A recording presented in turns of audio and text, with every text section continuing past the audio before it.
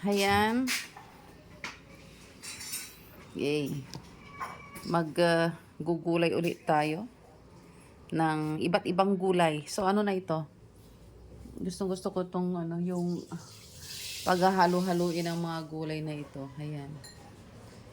Yan. Sarap siya. Sarap ang ganito. Pero gusto ko yung maraming ampalaya. Okay. Ayan. So, isisegregate natin yung kangkong. Ito yung kangkong. Ano ito ha? Bagong pitas, bagong kuha. Isisegregate natin yung malunggay.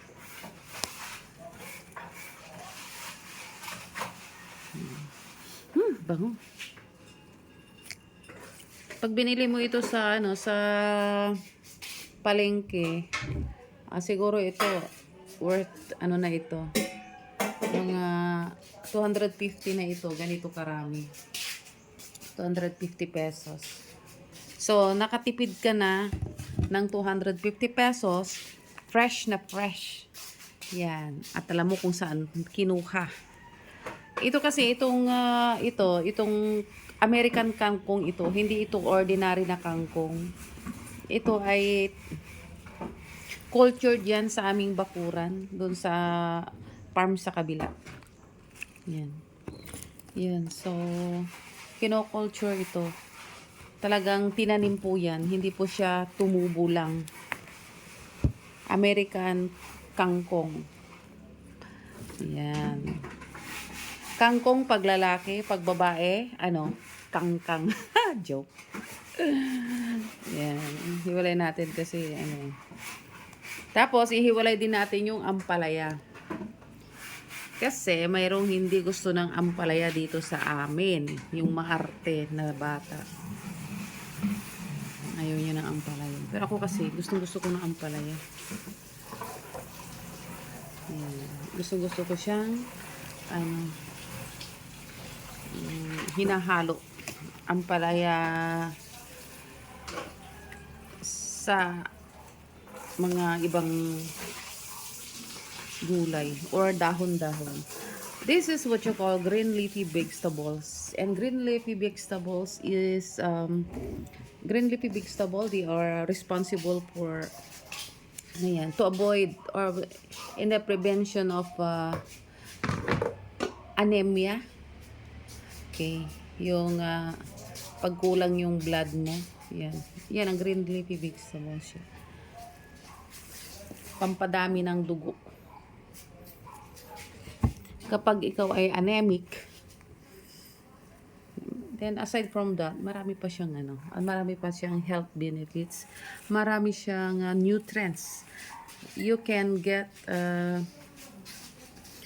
mga ilang nutrients dito sa green leafy vegetable na ito. Namely, the ampalaya leaves. Okay, this is ampalaya leaves. I'm going to separate it because cutting one doesn't eat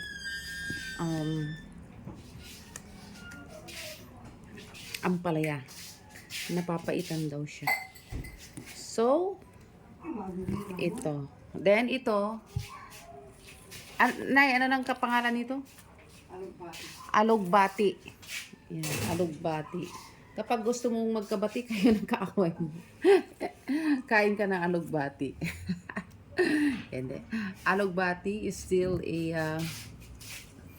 under the green leafy vegetable pa rin ito. And it's rich and vitamin K. No, kasi nag-aaral ako ng food trades. Nag-aaral kasi ako ng food trades.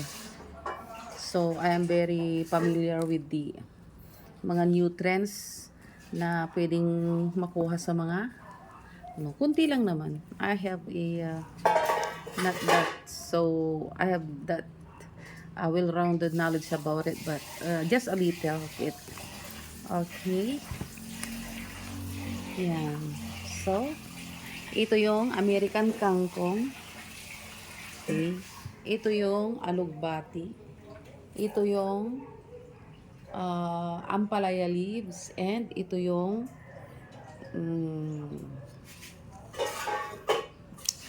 moringa or malunggay in Filipino. Okay. So, ito, gagawin ko ito. I'm going to prepare this green leafy vegetable. Ako na ang gagawa. Ayan. So, pinapakita ko lang po sa inyo how fresh yung mga gagawin ko ngayon. Uulamin ng mga gulay-gulay. And it's still on fibers tayo. So, we have 1, 2, 3, 4 different types of vegetable. This green leafy vegetable here. So, we have kangkong, 1, alugbati, 2, ampalaya, 3, and last but not the least, the moringa, 4. So, we're going to mix it up para sa ating ulam. Para sa aming ulam. Yan. So, ang worth nito, more or less 300 pesos if you're going to buy it in the market. Okay. So, doon, hindi mo pa alam, hindi pa fresh yung kukunin mo doon. Mga ilang araw na yun. Pero here, you're going to, have it sa kanyang pinaka-fresh na state. Yan, see? Wow, I love it. I love it, guys. Yan. Noon, hindi ayaw ko na masyadong mga ganito. Pero nung nagkaroon ako ng mga something, so, nagustuhan ko na siya. Okay. And kayo rin. Wag hintayin na magkasakit bago kayo kumain ng mga masusustansyang pagkain like this. Unahan nyo na. Unahan na. Okay, so gagawin ko na siya. Yan.